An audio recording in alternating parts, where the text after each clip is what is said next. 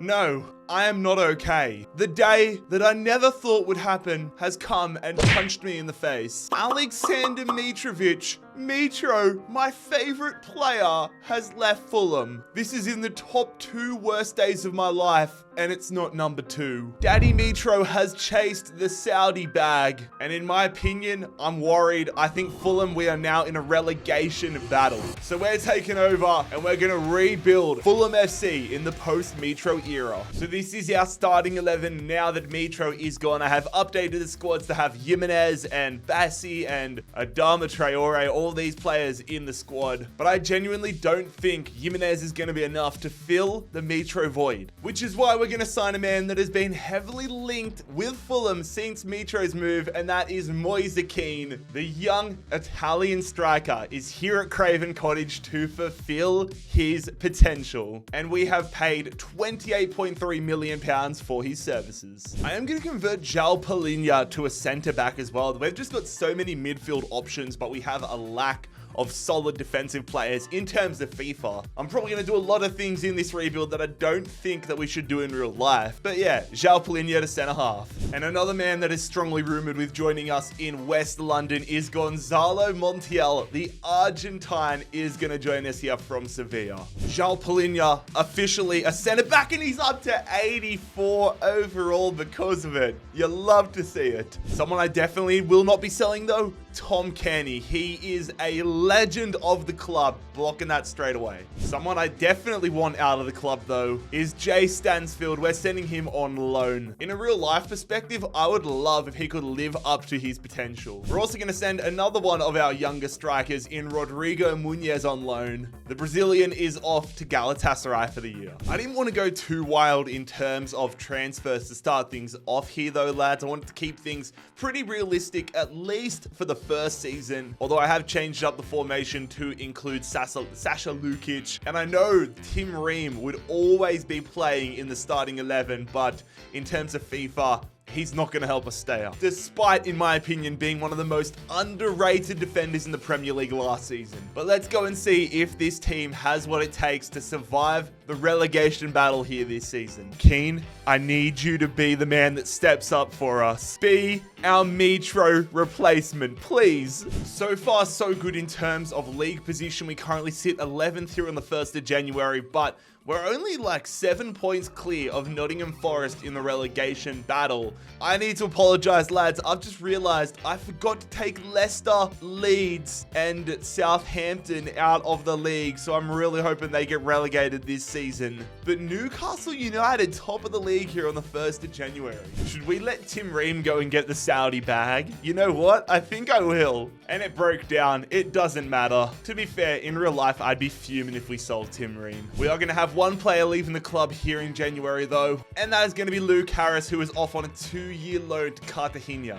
In a season where I'm desperately worried about getting relegated, you know what? I'll take 13th. If we can get that in real life, I'll be a happy man. And I'll be even happier if Brentford could get relegated in the process as well. Who won the league? Did Newcastle hold on? Newcastle slip, and Tottenham win the Premier League. What is going on in this video? The FA Cup here in Season 1 goes to Liverpool. It is Arsenal winning a North London derby in the Carabao Cup final. Man City repeat what they do in real life, winning a Champions League. And Jose Mourinho wins Roma the Europa League, an all-Italian affair. Fiorentina, they couldn't beat West Ham, but they do win the Conference League and avenge their real-life result. The big question though, where did our goals come from? They came from Jimenez. 20 goals from the Mexican striker. 14 there from Keane. He gets +3 overall. You love to see it. If Jimenez could bag 20 goals this year, I'd be a happy man. Do I think it's going to happen? No. We're going to be losing a whole bunch of players though on freeze. Willian is retiring. Tim Ream, we can't re-sign him. And then these guys, honestly, they're not too good at prospects. But Willian definitely hurts the soul. We've got a lot of work to do if we want to push ourselves up from being a mid-table team and take ourselves to the next level. But we're going to move on here in season number 2 and see if we can do it. A few years ago, Callum Hudson-Odoi was linked with like a 50-60 million pound move to Bayern Munich, which just fell through. Fast forward a few years and he is being rumored strongly with Fulham. We're going to go ahead and make it happen in this save. And we have got Callum Hudson-Odoi on an absolute steal of just 14.4 million pounds from Chelsea. If this doesn't get an A, yeah, thank you. That was the most obvious A in history. We've secured a loan move here for the young French left-back Ziad Lakeche and a loan move for the Scotsman Kieran Bally, 2 years in the French league. But we are right back to strengthening the squad. We're going to sign ourselves a right midfielder here that I'm very excited about. It is the Austrian Patrick Wimmer, who we bring across from VfL Wolfsburg. I want to get some growth here out of Calvin Bassey, so we're going to send him back to his former club Ajax for the year. And we're going to say goodbye to Bobby Decordova-Reid. I love this dude, but unfortunately, he's the 4th string in our current side. And I want him to have some game time, so we're going to sell him permanently to PSV. We're also going to sell Terence Congolo. He left in real life, so let's make sure he leaves in FIFA. I had to do it, lads. I had to. Ryan Sessegnon back at Craven Cottage. He can't get game time at Tottenham. And we're in need of a little bit of an upgrade at the left back role. So we're going to bring Sessegnon back to Fulham. It feels nice. It might be predictable, but I'm still going to do it every single time I do a Fulham rebuild. Which hopefully isn't often because we're just performing so well in real life. That's the goal. That's the goal. I would love for us to be in the hunt for a Conference League spot, but overall, I'm not sure what to expect out of this season, lads. This could go with us winning a Premier League and doing a Leicester, or being relegated and doing a Leicester. So we are mid-table here on the 1st of January. There's a little, we could get ourselves up into a Europa League or Conference League spot. Can we make a push? I mean, to be fair, Raul Jimenez is decreasing rapidly, and he only has 6 goals so far at the halfway point of the season, which is not acceptable. To be fair, Keane should be doing better as well. But I think going for an upgrade at the striker role is what we need if we want to get ourselves that push. So I want to try signing the American striker, Folarin Balogun. I suck at pronunciations, but it says we can get him on a cheap deal of about 23 million pounds. If we could pull that across, I would be very happy. They say 27. We could accept that, but I want to get a little bit less. Let's say 25 million here for Balogun, the new American. We'll say 25.5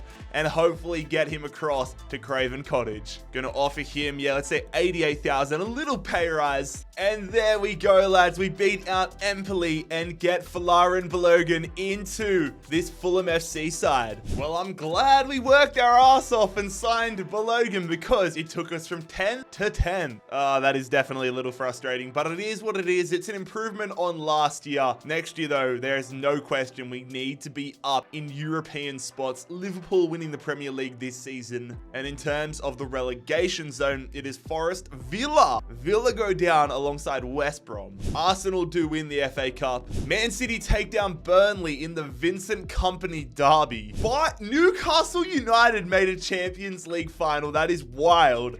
But Bayern Munich do defeat them. Inter Milan win the Europa League, and the Conference League goes to Arsenal. I am so excited to see what he can do with a full season under his belt here, Balogun, because he's played half the season and got himself 10 goals. Meanwhile, Keane disappointingly plays every game just about in the Premier League and only bags 9 goals. That is actually disgraceful. We are saying thank you and goodbye though to Raul Jimenez, who is retiring at the end of the season. Coming out of the gates with a bang here in season number 3. Now, if you asked me a couple hours ago when I started this rebuild if I thought I'd be signing Ezri Konsa, I thought maybe as a backup, but as a starter, and as a stud, not a chance in the world. This dude, though, has turned into a stud in this series. 30 million pounds, 82 overall, 26 years of age, Ezri Konsa. We're welcoming you to Craven Cottage with open arms. Issa Diop has been trying to push a move out of Craven Cottage since the day we took over.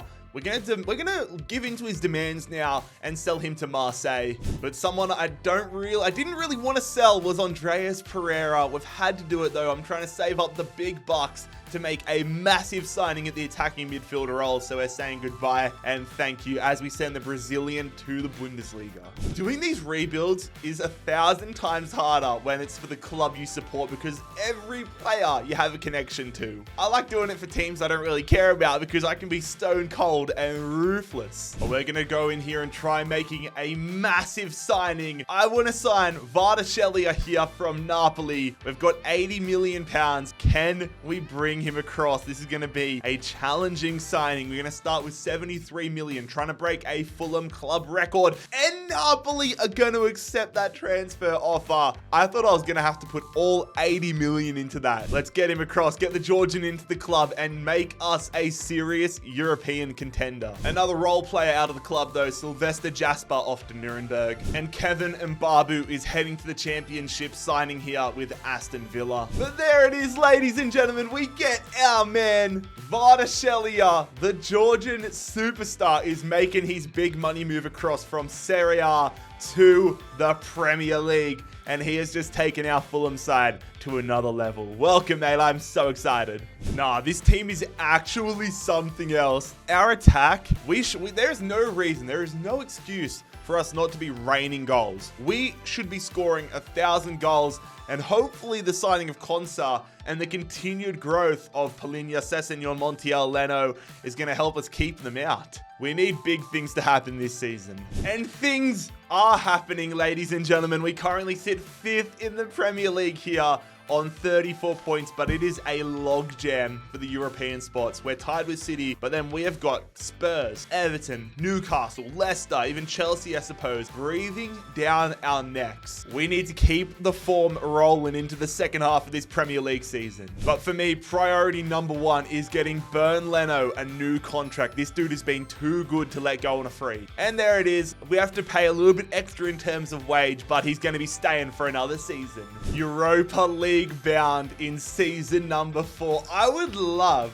for us to go and win the Europa League and fulfill the prophecy. Of course, Fulham went on a famous Europa League run where we lost to Atletico Madrid in the final. I would love for us to win a Europa League. Arsenal winning a Premier League title though, and the relegated sides are going to be Burnley, Norwich, and Brentford. Brentford officially a yo-yo club. West Brom have won the FA Cup. Are they going to be playing Europa League whilst in the Championship? And Tottenham have won the Carabao. Real Madrid take down PSG to win the Champions League. Bayern Munich win the Europa over Arsenal. And it is going to be Issa Diop. He leaves our club and goes and wins European silverware. Of course he does. Of course. What a season for Keane. He wasn't happy with me slandering his name. He bags himself 21 goals. Disappointing though. Balogun goes up +4, but he doesn't deserve it. He does not deserve to be 86 overall, only scoring 10 goals. Meanwhile, Wimmer doesn't go up at all and gets 21 goal contributions. A few more sort of nothing kind of players leaving the clubs on free though. Europa League bound in season number 4 though. Let's get it done with the mighty Cottagers. Bit of a clean out happening this season, lads. First man out of the club is Harry Wilson, the Welsh wizard himself, off to AS Monaco. But we're going to pick ourselves up a really solid defensive midfielder here. Need an upgrade on Sasha Lukic, so we're going to go for Martin Zubamendi,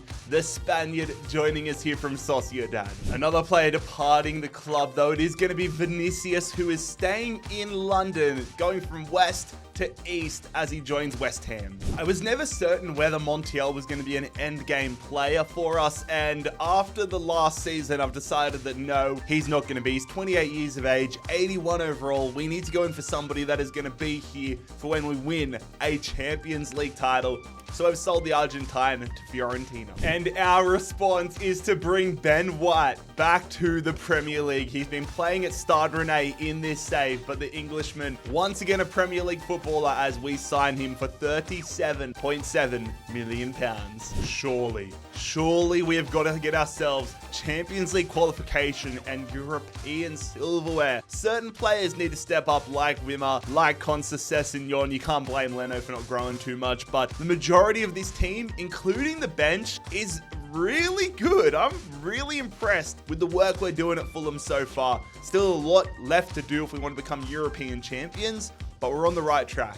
I have some bad news to report though, lads. Because West Brom won the FA Cup, we've been knocked out of the Europa League and down to the Conference League. So there are no excuses. We should be one of the favorites for the Conference League. We need to be. Let's get out of this group. We should wipe the floor with this group and get ourselves European silverware. We are having a tough time breaking into the top 4, lads. We currently sit 6th in the Prem. Too many draws. Too many draws.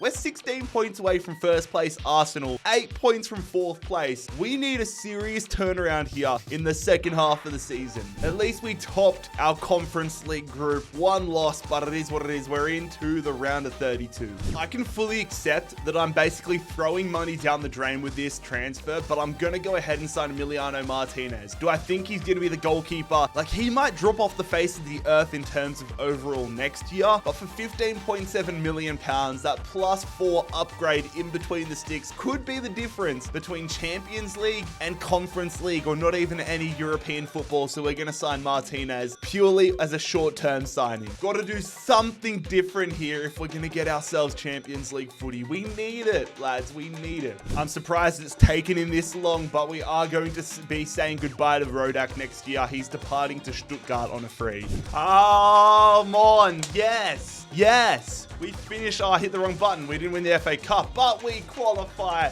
for next year's Champions League. Arsenal almost going invincible and almost going to Centurions, but we scraping ahead of Tottenham. Relegation zone, Newcastle coming 9th, but it's going to be Southampton, Everton, and Brighton going down. Man City have done the domestic double though, winning both the FA Cup and Carabao. I don't want any English teams winning European silverware so that it doesn't somehow knock us out of the Champions League spot, but Juventus win the Champions League, Napoli win the Europa League, and PSV win the Conference League. We do not win it. Round of 16, we beat West Brom. Ironically, they're the ones that kicked us out of the Europa League. Quarterfinals, we beat FC Twente, and we lost on penalties in the semi-finals of the Conference League to PSV. Oh, we were so close to our first piece of European silverware. Our first piece of European silverware in general. But it is what it is. We are in the Champions League in Season 5. Finally, we have a season where both our strikers step up and deliver. Keane with 23 and Balogun with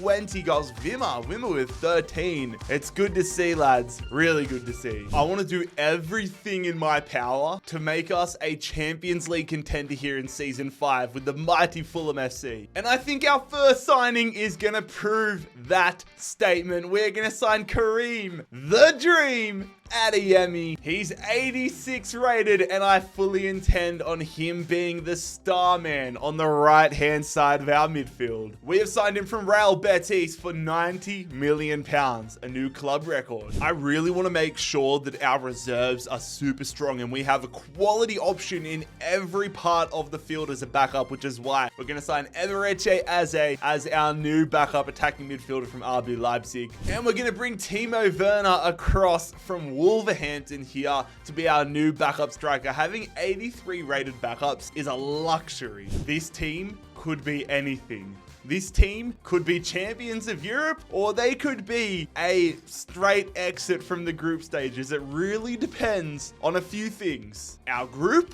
the continued development of our players, and if Martinez can hold his 85 rating. We're going to have to wait and see though. Let's go find out. A big thing I do like about this team though is how strong our bench is. Tom Cairney hanging around. If we made the Champions League final, I think I need to put Cairney on the bench. But our Champions League group is tough, lads. We've got Atletico Madrid, Lazio, and PSV who won and eliminated us out of the Conference League. This might be one of the toughest Champions League groups that we have ever had. Although, to be fair, I go down to Group B and they've got Bayern Munich, Man United, Ajax. What is going on? What is going on in the Champions League this season? These groups are strong. One of the toughest groups in rebuild history, and we go undefeated. Yeah.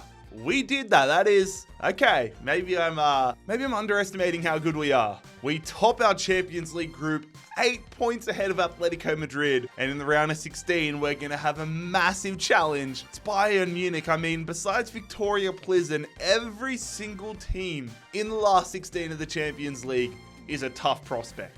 Hanging on in the Champions League race in the Premier League again. As per always, it is a really tough push. It is so tight, but we need to make sure that we are getting ourselves into the Champions League. No questions asked again for Season 6. Here I was, worried about Martinez going down in overall. My man's gone up +1. I'm feeling good about that. That is nice. Good stuff, Emmy. Good stuff. All right, lads. Here we go. Round of 16 time. We're currently undefeated in the Champions League so far this season, but it is an obvious statement to say that knockout rounds are a whole different animal compared to the group stages. We need to keep it going here. In Munich, taking on Bayern, and we come away with a 2-1 win. Keane with the brace. Yes, it's a late go-ahead goal, but we've still got a massive task ahead of us at the Cottage. The job isn't done though, lads. Yes, a 2-1 win away in Munich is phenomenal, but we've got to defend home turf. Bayern Munich coming to West London here. Come on, Fulham.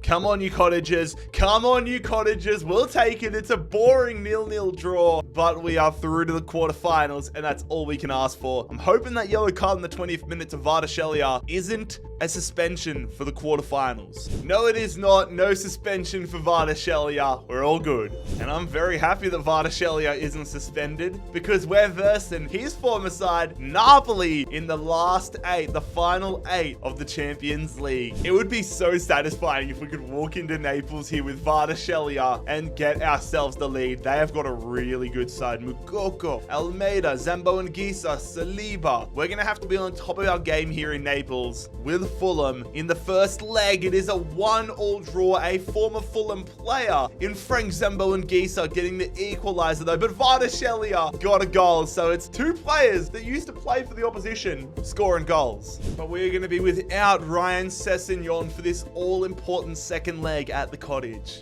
A huge opportunity though for Anthony Robinson as he comes into the side. Let's see if Jedi can make the difference here. Raheem Sterling in the side as well here for Napoli. Here goes nothing, lads. I hate this situation, but it is tied up and we win it in extra time. Oh, I can feel the sweat building up in my pores. It is Balogun getting us the go-ahead goal, and we are through to the Champions League semi-finals. My God, we have back-to-back Italian sides. This isn't the first time Fulham have played Juventus in a major European knockout round game. We know what happened last time at the Cottage. Dempsey, the famous chip. I'm hoping that happens again. A 4-1 win. I'd be over the moon with that. But we're taking on Juve in the semi-finals and El Clasico in the other semi-final. But we need to focus on ourselves. Keane against his former side. Sessegnon back into the starting 11 following his suspension. Bellingham and Casemiro and Varane and Reina. This team is sick from Juventus, but here we go at the Cottage. Taking on Juve, taking on the old lady, and picking ourselves up a 2-2 draw. Hudson-Odoi and Vardachelia getting the goals there. Everything hangs on the second leg in Turin.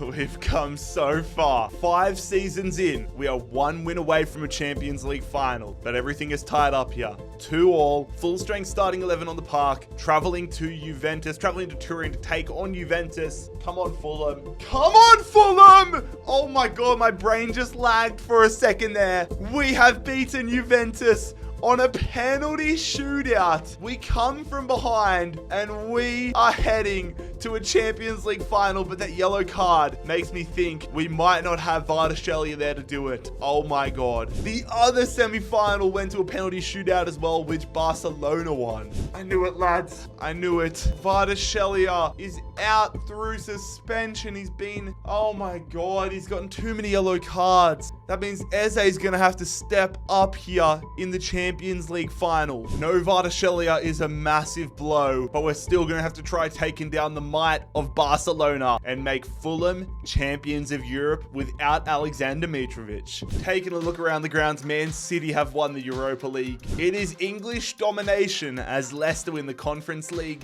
No way. We've actually finished outside of the top 4, meaning if we don't win the Champions League final tonight, our next opportunity is going to be season 7. I mean, it could be worse. We could be Brentford. So it's not the fact Liverpool won the FA Cup that is wild. It's the fact they beat Stevenage in in the final. Now that would have been a Cinderella story. And Tottenham have won the Carabao Cup. It's actually wild to me that we haven't won a single trophy with Fulham in this rebuild, yet our first attempt, we could win our first trophy, being the European Cup, the Champions League. That is mental. This season was extremely balanced. 16, 15, 14, 14, 10. It is the wealth being shared all across the board.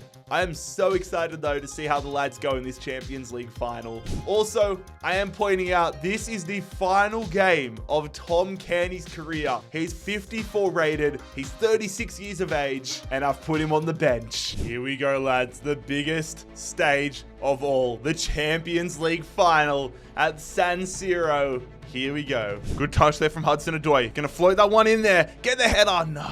Subamendi. Oh, we've got them sliding, lads. We've got them sliding. Keane. Get it across. Hudson-Odoi. It's a stinker. Oh, it's gone back.